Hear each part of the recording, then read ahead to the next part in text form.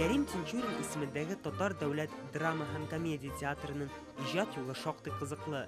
1933 елда алдынгы колхозчыларның беренче Бөтенсоюз съезды карары һәм Кәрим Тинчуринның шәхси инициативасы белән Татар дәүләт академия театрының филиалы буларак колхоз-совхоз театры оештырыла.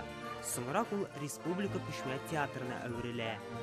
Театр беренче көннәреннән үк тамашачыларны репертуарының төрлелеге белән шатландыра. Анда Фәтхи Бурнашның Яшь йөрәкләр, Мирхәйдәр Фәйзинең Галиябану, Кәрим Тинчурин һәм Кави Нәҗминең Булат бабай семьясы спектакльләре була. Кайвакыт артистларга кырыс шартларда уйнарга туры килә. Әмма бернинди кыенлыкларга да карамастан, артистлар югары профессиональ дәрәҗәдәге театр сәнгатен халыкка җиткерә. Спектакльләрнең күбесе төрле республика һәм халыкара театр фестивальләрендә призлы урыннарга, диплом бүләкләргә лаек булдылар.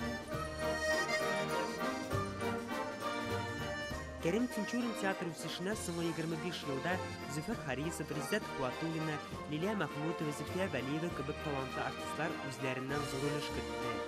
Резидә Сәләхова әле 6-нчы сезонын гына уйный. Үз тормышын театрдан башка күз алдына китерә алмый.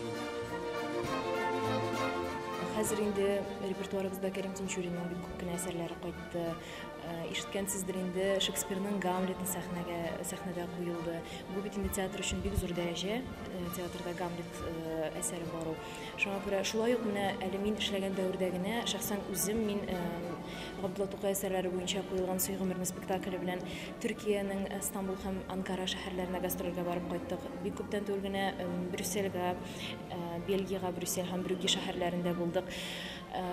Бу бит инде шулай ук бик күпне күрсәтә. Ягъни театрыбыз үскәннән үсә, чәчәк атканнан чәчәк ата бара. Хәзерге вакытта юбилей кичәсенә әзерлек эшләре бара. Театр Кырмыска оясын хәтерләтә.